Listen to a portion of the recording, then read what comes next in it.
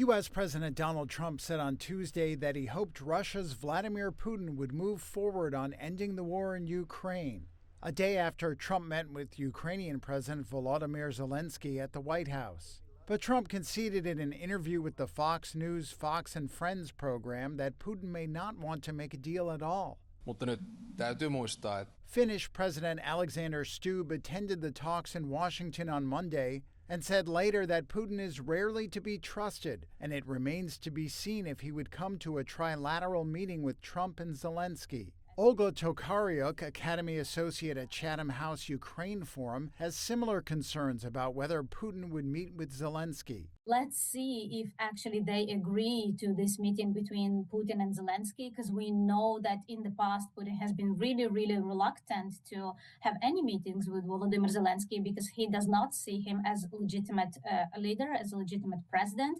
He does not see Ukraine as, a country, a separate sovereign and independent state and a legitimate entity.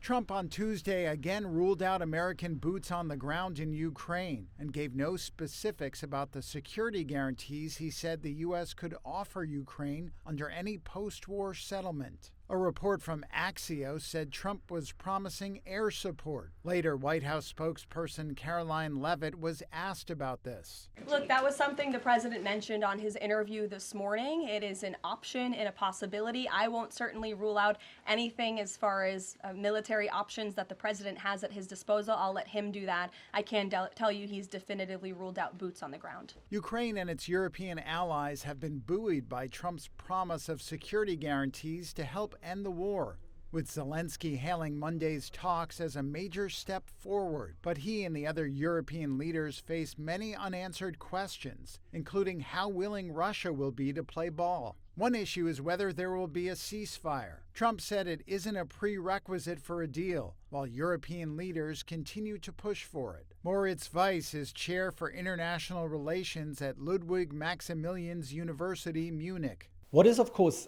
really a problem at this stage is we have no ceasefire. So that means Trump, in a way, succeeded in muddling through this, in a way pointing it away, saying, he understands Putin, that he does not want it.